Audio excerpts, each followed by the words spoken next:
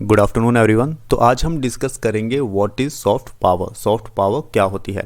हम सभी बात करते हैं कि भारत की सॉफ्ट पावर बहुत अच्छी है, यूनाइटेड स्टेट ऑफ अमेरिका की सॉफ्ट पावर बहुत अच्छी है, चाइना की सॉफ्ट पावर अच्छी नहीं है। हम ऐसी कुछ बातें करते हैं। मैं आपको बता दूं कि भारत का जो रैंक है पूरी दुनिया भर में वो 27वां रैंक है सॉफ्ट पावर की लिस्ट में। तो आखिर ये सॉफ्ट पावर होती क्या है, ऐसी स्टेट के पास कौन से फीचर्स होते हैं, करैक्टरिस्टिक्स होते हैं जिससे हमें ये पता चलता है कि वो स्टेट सॉफ्ट पावर को दर्शा रही है। सबसे पहले तो जो डेफिनेशन एक सेट की गई है सॉफ्ट पावर के लिए उसके बारे में हम जान लेते हैं। Soft power is the ability of a country to persuade others to do what it wants without resorting to force or coercion. ऐसी स्टेट जो अपनी फोर्स का इस्तेमाल नहीं करती है जबकि दूसरी स्टेट उसके अगेंस्ट काम कर रही है। एक एग्जाम्पल हम लेते हैं, मान लीजिए पाकिस्तान है, पाकिस्तान भारत के अगेंस्ट काम कर रहा है लेकिन फिर भी भारत चुप बैठा हुआ है, अपनी फोर्स का इस्तेमाल नहीं कर रहा है। तो ऐसी सिचुएशन में हम कहेंगे कि भारत जो है वो अपनी सॉफ्ट पावर को दर्शा रहा है। Soft power lies in A countries attractiveness and comes from three resources.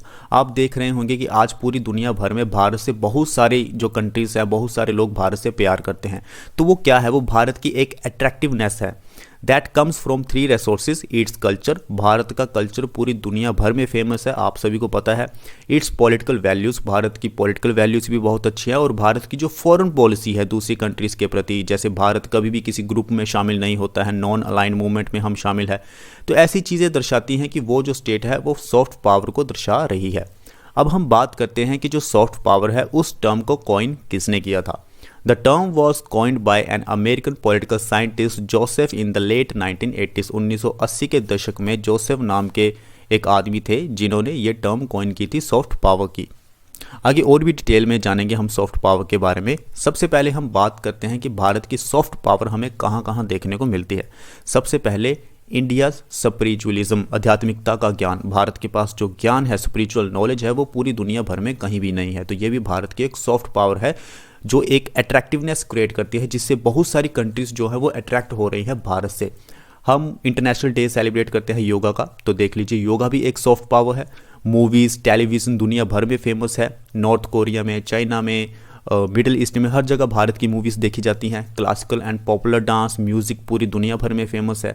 It's principles of non violence, Mahatma Gandhi ji ने नॉन वायलेंस का कॉन्सेप्ट दिया था, वो भी पूरी दुनिया भर में फेमस है। अब महात्मा गांधी जी के बारे में हर जगह पढ़ा जाता है, चाहे वो जर्मनी हो, फ्रांस हो, चाइना हो, हर जगह महात्मा गांधी जी के नॉन वायलेंस के कॉन्सेप्ट को पढ़ाया जाता है। उसके बाद डेमोक्रेटिक इंस्टीट्यूशन, प्लूरल सोसाइटी, हमारे यहाँ हर एक तरह के धर्म के लोग रहते हैं, हर एक तरह की जातियाँ यहाँ पाई जाती है, किसी के साथ कोई भेदभाव नहीं होता है। तो भारत जो है वो इन सभी को उसने बांध के रखा हुआ है। तो ये भी भारत की एक सॉफ्ट पावर है। क्यूजीन, भारत का जो खाना पीना है वो बहुत फेमस है, डाइवर्स है, भारत में ही बहुत ज़्यादा डाइवर्स है, तो वो भी दुनिया को अट्रैक्ट करता है। Have all attracted people across the world. India is a civilization which has offered refuge to culture and religious freedoms to Jews, Parsis, Christian and Muslims। दुनिया भर में परसिक्यूशंस हुआ था ज्यूज़ का, हर जगह उन्हें मारा गया था। लेकिन देखो भारत ही एक ऐसी सभ्यता है, ऐसी सिविलाइजेशन है जहाँ पे इनको पूरी तरह से राइट्स दिए गए हैं, पूरी तरह से फ्रीडम दी गई है। तो ये भी भारत की एक सॉफ्ट पावर है। India is a country in which all major religions like Hinduism, Islam, Christianity, Sikhism, Bharat में हर एक तरह का धर्म पाया जाता है, हर एक तरह के धर्म के लोग यहाँ रहते हैं।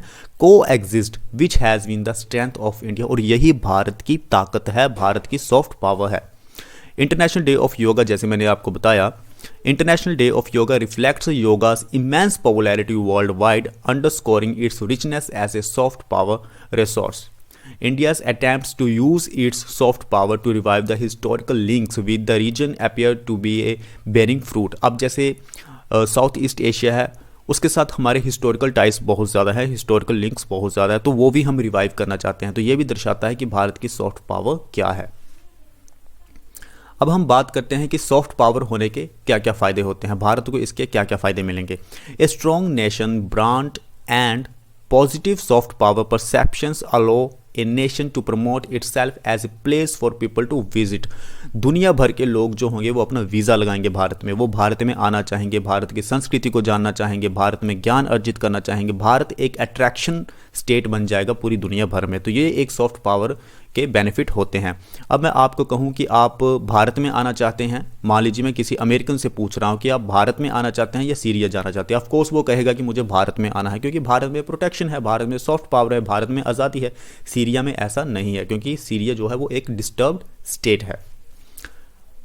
And build a reputation for the quality of goods and services. It allows a country to rise in the esteem of its neighbors. अब जो हमारे नेबर्स होते हैं उसमें भी हमारी एक सेल्फ क्रिएशन बनती है कि हाँ जो भारत है वो काफ़ी अच्छा है। Market it's resources compose the face it present on the international stage. हमारी जो इमेज है वो इंटरनेशनल स्टेज में बहुत अच्छी बनती जाती है अगर हम सॉफ्ट पावर बने रहते हैं तो।